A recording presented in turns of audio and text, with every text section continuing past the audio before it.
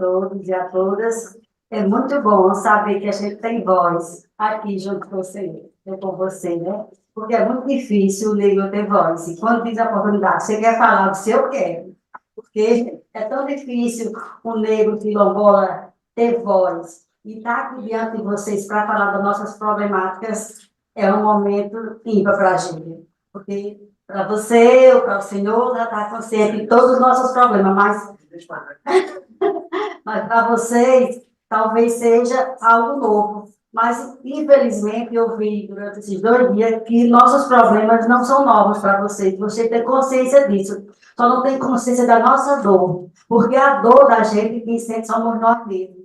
Vocês têm consciência do que causa, mas a dor quem sofre somos nós. Então, a minha dor, você não tem noção de como é. Não tem a dimensão, como a outra colega falou aqui, das dores que ela sente e vocês ficarem emocionados. Então, vou começar falando sobre o estudo da empresa. Quando ela chegou na nossa comunidade quilombola de Pitombeira, município de Várzea, que infelizmente não tem usina, não tem placa solar no nosso município. Então, a prefeitura de Várzea não consegue nenhum recursos pelas empresas, porque lá não tem. Mas a nossa comunidade fica vizinha com o município da Luzia, então a gente só pega os prejuízos. O município só pega os prejuízos. Os danos causados, quem recebe somos nós. Mas os impostos, quem recebe é a prefeitura vizinha. Então a gente tem esse detalhe também. Os lucros, pequenos ou muitos, vai para o município vizinho. Mas o nosso município não recebe nada. Então, a doença, como foi falado aqui, os recursos para a doença, o município de Várzea não tem, mas só tem os prejuízos. Então, chegaram lá no período da pandemia para fazer o estudo. E foi um período difícil, porque a gente não queria deixar ninguém entrar na comunidade, mas assim, eles entraram logo depois de um ano que estava mais ou menos consciente de como seria a pandemia, entraram na comunidade para fazer o estudo. Terminaram o estudo, eles vieram fazer a reunião conosco. Não nos passaram quais eram os danos que ia causar à comunidade. Só falaram sobre o quê? Os bônus. Que bônus foi esse? Né? As compensações.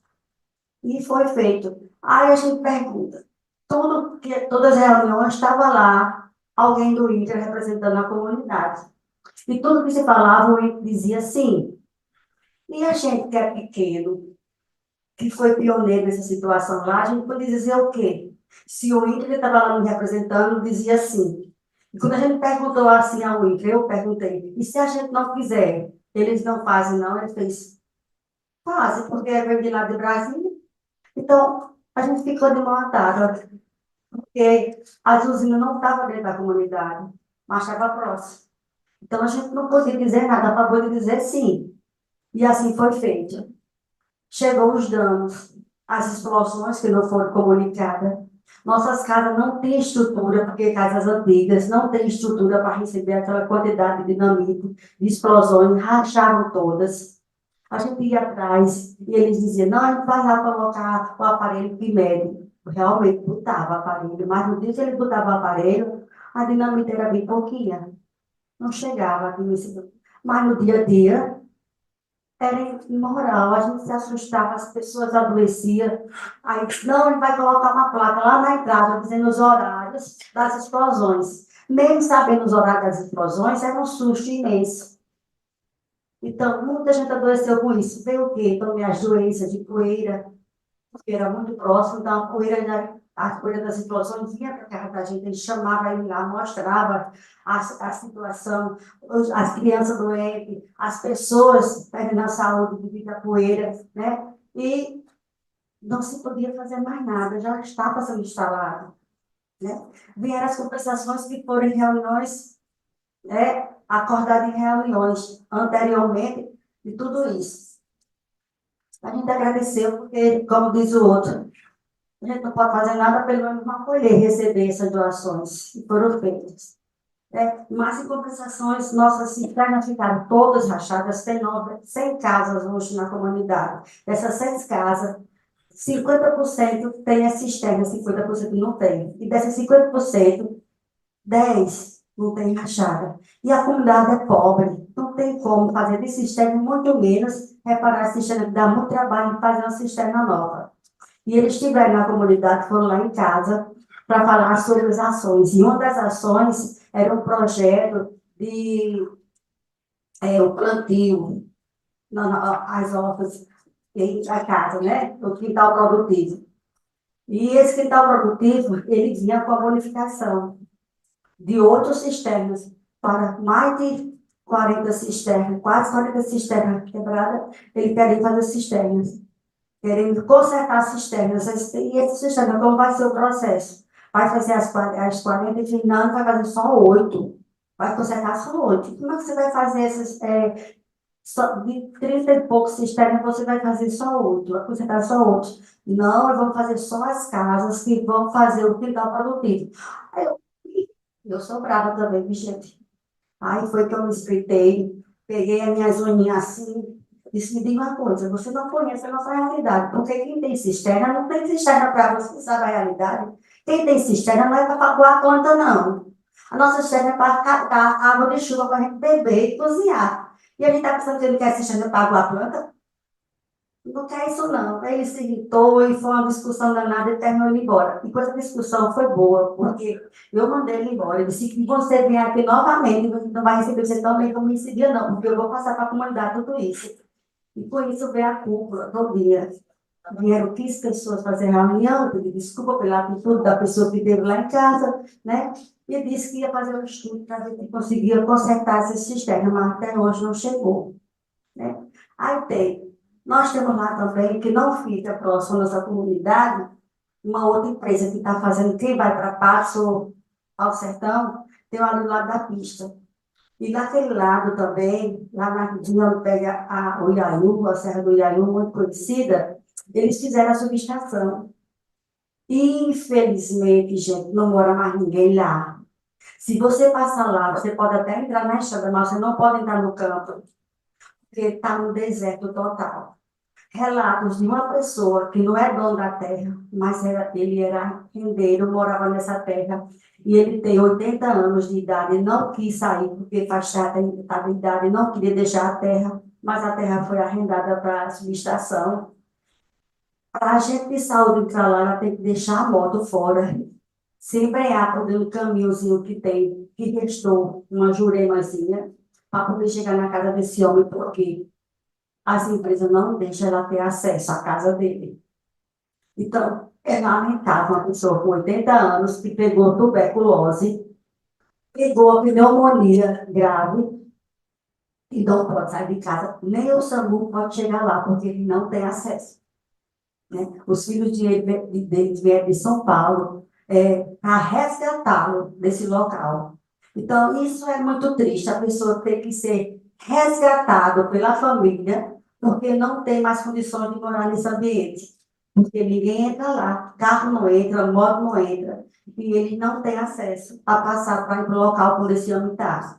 Ele tinha uma plantaçãozinha de palma, que era um animal que ele tinha. Eles derrubaram, arrancaram todinho. E ele chorando, pedindo para não fazer aquilo que era o alimento dele, assim, você nem vai ter nem gado, nem nada aqui. Porque essa terra não é sua e foi arrendada, fale com o dono da terra. Então, isso é humilhante para um ser de 80 anos que viveu da terra o tempo todinho e vê uma situação dessa. Então, a gente passa lá e vê a situação. Aí, o que aconteceu? Foi aterrado para colocar ao lado as placas de energia solar. Gente, a energia solar é pior do que a energia eólica. Os danos da energia, como você vira aqui, eólica, é pessoal com as pessoas, com os animais que adoecem.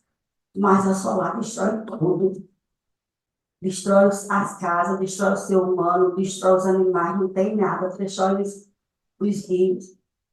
Aterraram todos os açudes que tinha lá em cima. E a água, quando vem, ela desce, ela procura caminho. E ela desceu. Distante, é mais de 8 quilômetros da nossa comunidade, mas a água desceu. O que aconteceu? Passou no nosso rio, que era um rio de água cristalina, que a gente fazia cacimba, e desceu só um ano. E o ano passado, nós tínhamos até um projeto para fazer a nossa passagem molhada, que desde 2001 estava escrita e aprovada, e não tinha saído. O ano passado, 2023, com os açudes aterrados, a água desceu. barro puro. A quantidade de água deixou a gente ilhado. Nós não passava mais porque era muita água descendo, porque não tinha mais barreiros lá que retinha essa água. E foi quando eu entrei em contato com o pessoal daqui pedindo socorro, porque a gente estava ilhado, não podia passar. Graças a Deus, aos meus pedidos, a passagem morada foi feita. Mas, em compensação, nosso rio, a gente perdeu o rio. A gente não tem mais aquele rio de água limpa, é barro. Fui atrás da imprensa.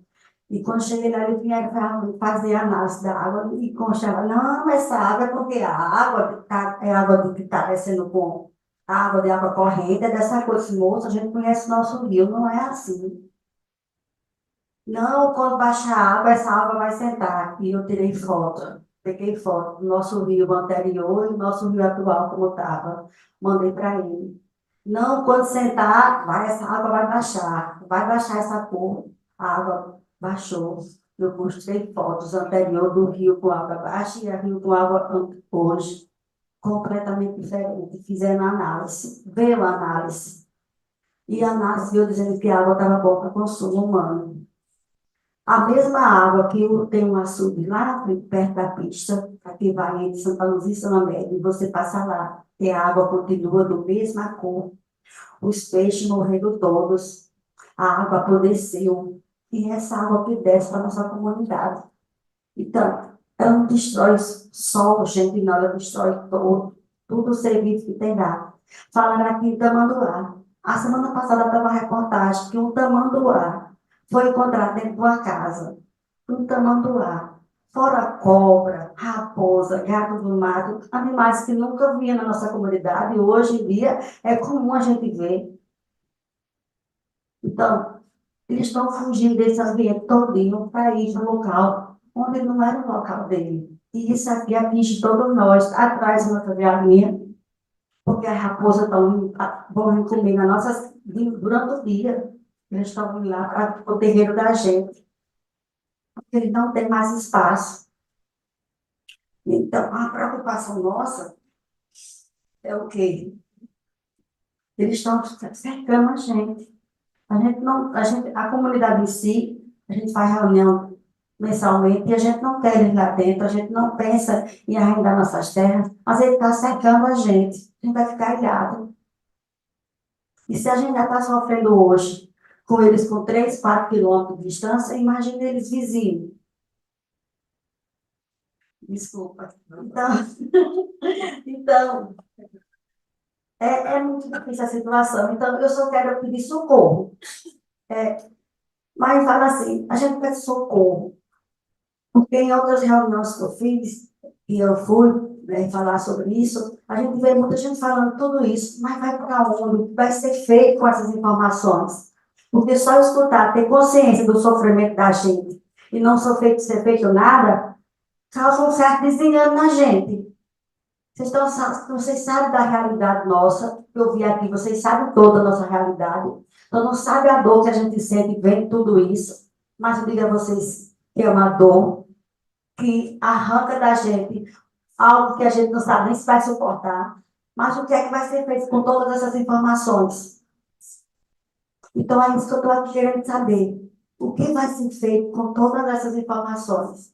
Com todos esses encontros falando sobre as nossas dores, sobre o que está causando.